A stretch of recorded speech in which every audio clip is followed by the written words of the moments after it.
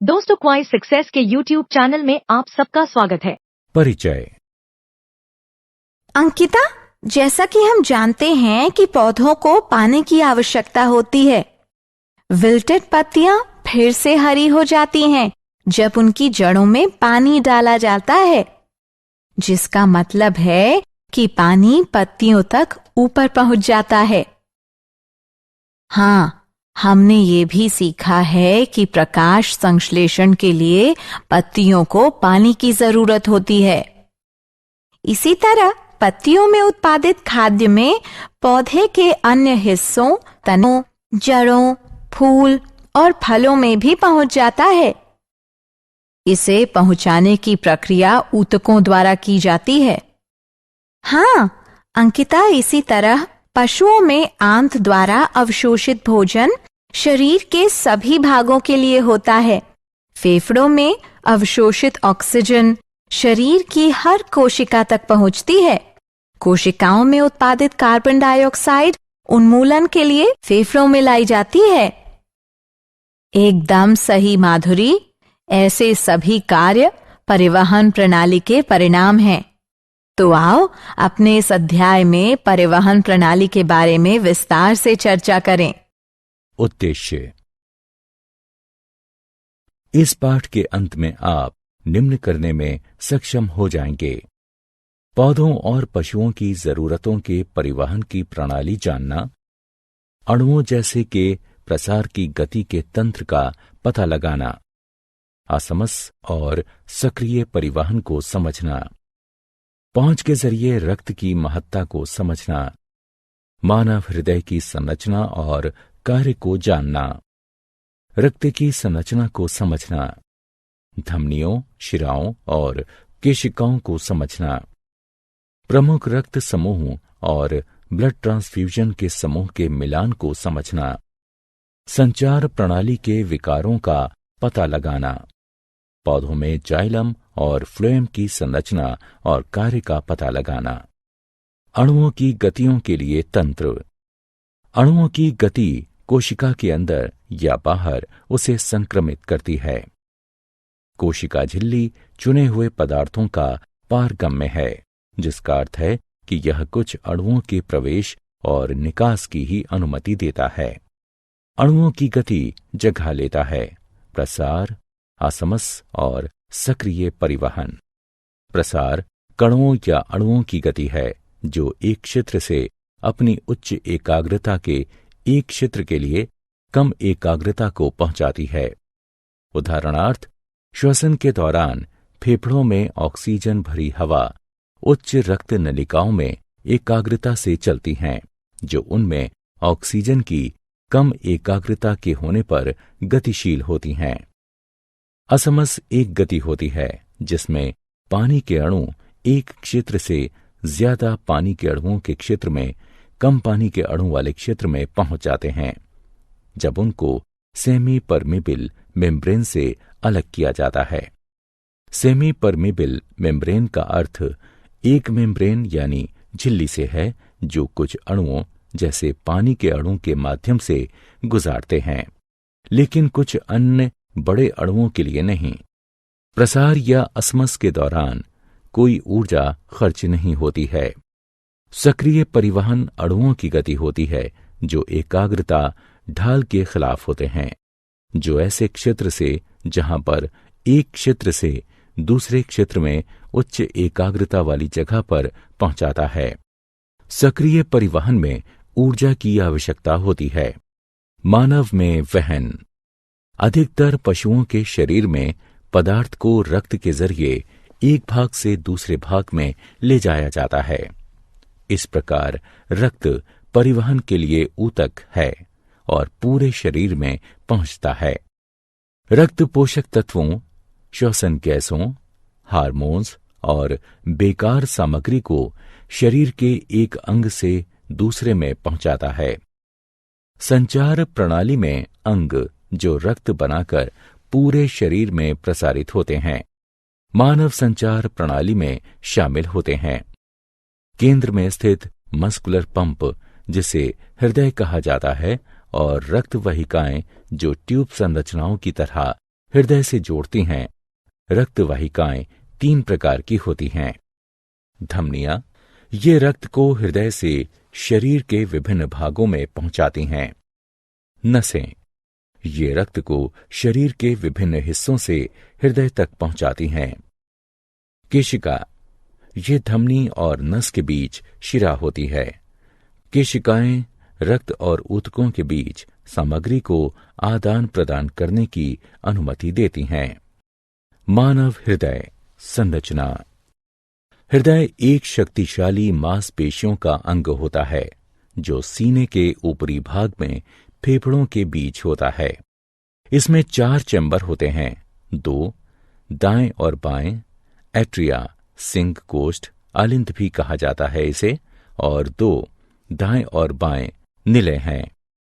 हृदय विशेष मांसपेशी कोशिकाओं, जिसे हृदय की मांसपेशी फाइबर भी कहते हैं, जो हमेशा चलती है और बिना आराम किए हमेशा चलती रहती है।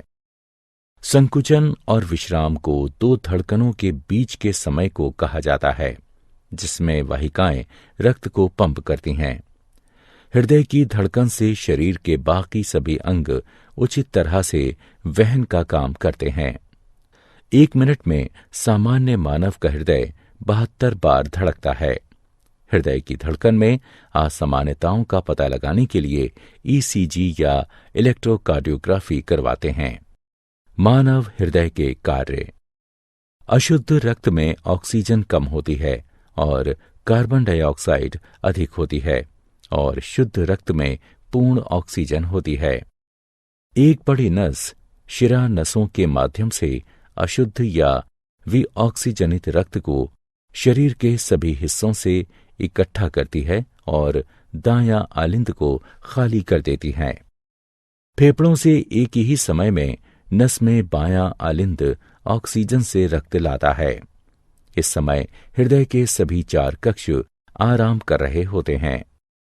फिर कोष्ठ और अशुद्ध रक्त दायां आलिंद से प्रवेश करते हैं और बायां आलिंद से शुद्ध रक्त बाएं निलय में प्रवेश करता है। हृदय के भीतर वाल्व रक्त को वापस बहने से रोकते हैं। अगले निलय काम करते हैं, जबकि कोष्ठ आराम करते हैं। रक्त शुद्ध होने के बाद 2 फुफ्फुस धमनियों के माध्यम से दाएं निलय से फेफड़ों को जाता है। बाएं निलय से ऑक्सीजन से भरपूर रक्त पंप होकर बड़ी धमनी में जाता है, जिसे महाधमनी कहते हैं। यह ऑक्सीजनित रक्त शरीर के सभी हिस्सों में वहन करता है।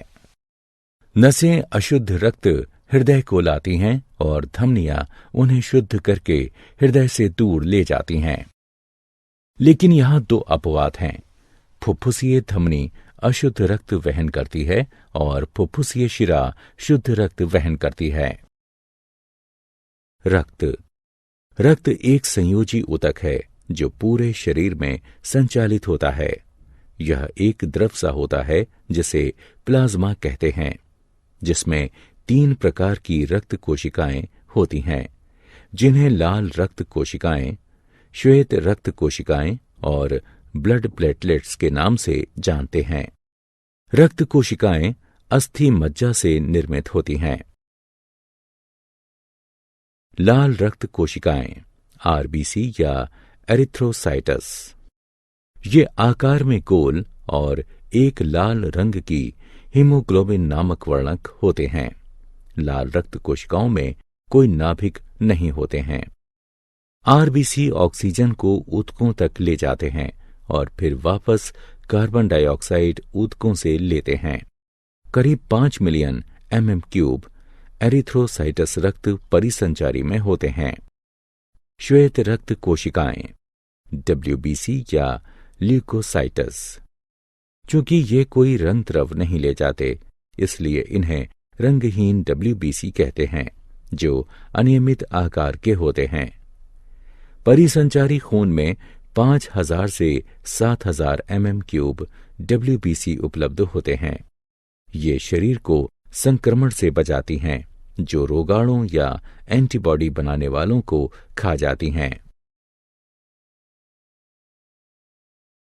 ब्लड प्लेटलेट्स यानी थ्रोम्बोसाइटस। ये कोशिकाओं के बहुत छोटे टुकड़े होते हैं। इनमें कोई नाभिक नहीं होता। ये रक्त के थक्का बनने में भाग लेते हैं।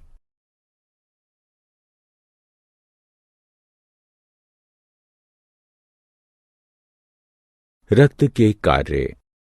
रक्त पोषक तत्वों, ऑक्सीजन, कार्बन डाइऑक्साइड, हार्मोन्स और बेकार सामग्री शरीर की जरूरत के हिसाब से वहन करता है।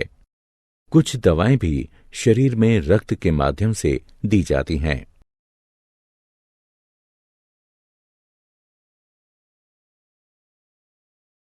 लसिका। लसिका भी एक संचार तरल पदार्थ है और लसिका वाहिकाओं में बहती हैं। ये हल्के पीले रंग की होती हैं। ये हमेशा ऊतकों में एक ही दिशा से हृदय तक पहुंचती हैं।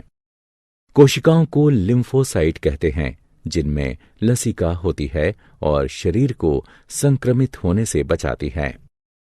लसिका आंत से शरीर के अन्य भागों में पचा वसा वहन करती है। यह प्रोटीन और तरल पदार्थ को ऊतकों से वापस कर देती हैं। रक्तदाब। रुधिर वाहिकाओं की भित्ति के विरुद्ध जो दाब लगता है उसे रक्तदाब कहते हैं। यह दाब शिराओं की अपेक्षा धमनियों में बहुत अधिक होता है।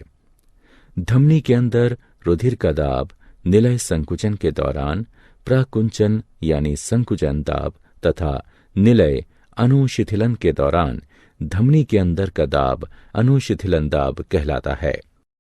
सामान्य प्रकुंचन दाब लगभग 120 mmHg यानी पारा तथा अनुशिथिलन दाब लगभग 80 mmHg यानी पारा होता है।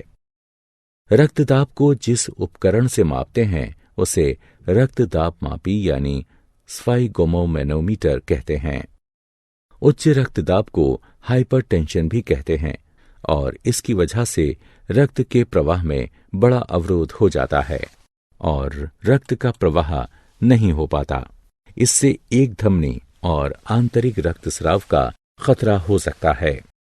संचार प्रणाली से संबंधित विकार। हृदयाघात जैसे अन्य अंगों, हृदय को भी भोजन और ऑक्सीजन की आवश्यकता होती है।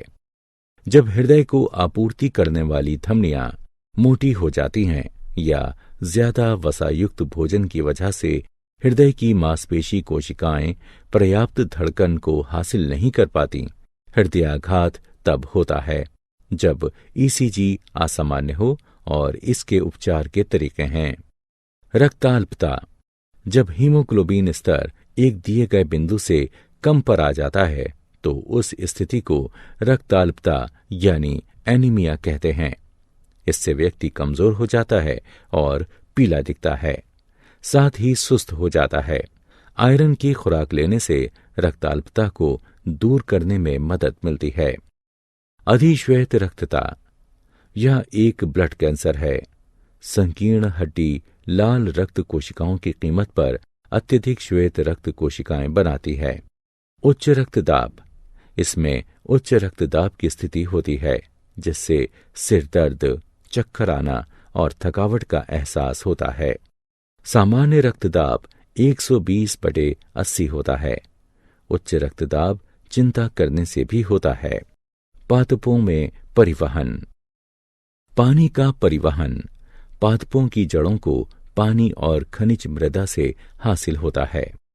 हमने पहले भी सीखा है कि पानी जड़ों से पत्तियों को ऊतकों, जाइलम और फ्लोएम द्वारा प्रकाश संश्लेषण की क्रिया से उनकी आवश्यकता की पूर्ति करता है। ट्रेकीट और वाहिकाओं, जो जाइलम की निर्जीव कोशिकाएं होती हैं, पानी को जड़ से लेकर मृदा से पत्तियों तक पहुंचाती हैं। खाद्य सामग्री का परिवहन पादप के अन्य भागों में पत्तियों से पहुंचता है, उसे ट्रांसलोकेशन कहते हैं। यह सामग्री फल, स्टेम या जड़ों में संग्रहित की जा सकती है। जल का परिवहन। पानी और खनिजों को जब ऊंचाई की ओर गुरुत्वाकर्षण के विरुद्ध चढ़ाना होता है तो ऐसा वाष्पोत्सर्जन के द्वारा होता है। वाष्पोत्सर्जन एक प्रक्रिया है जिसमें पानी वाष्प के रूप में पत्ती की सतह से जाता है, जिसे रंध्र कहते हैं। इससे जल अनवरत गति से जड़ के जाइलम में जाता है और जल के स्तंभ का निर्माण करता है। खाद्य और अन्य पदार्थों का परिवहन। खाद्य सामग्री, शुगर्स और पत्तियों में संश्लेषित अन्य खाद्य अणु परिवहन फ्लोएम के माध्यम से पादप के अन्य भागों में पहुंचते हैं। चलनी ट्यूब फ्लोएम की जीवित कोशिकाएं होती हैं जो भोजन का परिवहन करती हैं। क्रियाकलाप। 2 छोटे बर्तन लीजिए जो लगभग एक आकार के हों और दोनों में समान मात्रा की मृदा डालें। हम एक बर्तन में एक पादप को और दूसरे में समान ऊंचाई की छड़ी को अन्य पादप के साथ सुनिश्चित कर देते हैं। दोनों बर्तनों की मृदा को प्लास्टिक की चादर से ढक देते हैं ताकि उनमें किसी भी तरह की नमी वाष्पीकृत न हो सके। दोनों को ढकने के बाद एक में पादप और दूसरे में छड़ी के साथ पादप रखते हैं और फिर दोनों को आधे घंटे के लिए सूर्य की रोशनी में रख देते हैं। पादप वाले बर्तन में पानी की छोटी छोटी बूंदें प्लास्टिक की चादर के अंदर दिखती हैं। ऐसा पत्तियों के पानी और वाष्पोत्सर्जन की ढुलाई के कारण होता है। क्या आप जानते हैं? हीमोग्लोबिन की मात्रा पुरुष और महिलाओं में भिन्न भिन्न होती है। पुरुषों में इसका सामान्य स्तर 14.5 प्लस और माइनस 2 ग्राम प्रतिशत है। महिलाओं में इसका सामान्य स्तर 12 प्लस और माइनस 2 ग्राम प्रतिशत है। मानव में रक्त हृदय के माध्यम से एक पूरे चक्र में 2 बार गुजरता है, इसलिए इसे द्विपरिसंचरण कहते हैं। सिनोआर्टरियल यानी SA नोड छोटी मात्रा में विशिष्ट मांसपेशी कोशिकाओं की दीवार के दाएं कोष्ठ में पाया जाता है, जो वीना कावा के निकट खुलता है। ये ऊतक हृदय की धड़कन को संतुलित रखता है। जब यह कार्य विफल हो जाता है तो रोगी के सीने में इलेक्ट्रॉनिक उपकरण यानी पेसमेकर त्यारोपित किया जाता है ताकि उसके हृदय की धड़कन को संतुलित रखा जा सके। सारांश। आइए हमने जो कुछ सीखा है उसे संक्षेप में दोहराएं। कोशिकाओं के अंदर या बाहर अणु की गति प्रसार असमस या सक्रिय परिवहन द्वारा होती है। अधिकतर पशुओं में रक्त का संचार हृदय के माध्यम से होता है और रक्त वाहिकाओं से यह शरीर के अन्य भागों तक पहुंचता है। मानव के हृदय में 4 संभाग हैं, 2 ऊपर कक्ष जिन्हें कोष्ठ कहते हैं और 2 नीचे के कक्ष जिन्हें निलय कहते हैं। केशिकाएं, धमनी और नस के बीच पतली रक्त वाहिकाएं होती हैं। लसिका प्रणाली लसिका वाहिकाओं से बनी होती हैं, जो रंगहीन द्रव होता है जिसे लसिका प्रवाह कहा जाता है। दोस्तों, आपका क्वाइज सक्सेस में स्वागत है। अब बिना समझे रट्टा मारने की कोई जरूरत नहीं। हम लेकर आए हैं पढ़ाई का एक नया तरीका जहां 3D animated videos, AI powered test series और ई बुक्स में MCQs और माइंड मैप्स का परफेक्ट कॉम्बिनेशन मिलता है। क्लास 8 से 10 के स्टूडेंट्स के लिए फाउंडेशन कोर्स और क्लास 11 और 12 के स्टूडेंट्स के लिए सक्सेस ब्लूप्रिंट कोर्स, ये सब IIT और IIM अलुमनी के सहयोग से तैयार किया गया है ताकि आपको मिले सबसे भरोसेमंद और रियल एग्जाम एक्सपीरियंस के साथ कॉन्फिडेंस बूस्ट। चाहे इंजीनियरिंग एंट्रेंस हो, मेडिकल एंट्रेंस हो या कोई भी कम्पिटिटिव एग्जाम, अब सक्सेस आपकी मुट्ठी में है। हजारों स्टूडेंट्स पहले ही जुड़ चुके हैं, अब आपकी बारी है। पढ़ो अपने घर से, अपने समय के अनुसार, अपनी सुविधा से। बस QR कोड स्कैन करो और क्वाइज सक्सेस मोबाइल ऐप अभी मुफ्त में डाउनलोड करो। मॉक टेस्ट्स दो, प्रैक्टिस करो और अपने मार्क्स में फर्क देखो। और हाँ, हमारे YouTube चैनल क्वाइज सक्सेस पर रोज देखो नए वीडियो कोर्सेज के लिए। चैनल को सब्सक्राइब करो और अपने दोस्तों को भी जरूर बताओ। धन्यवाद।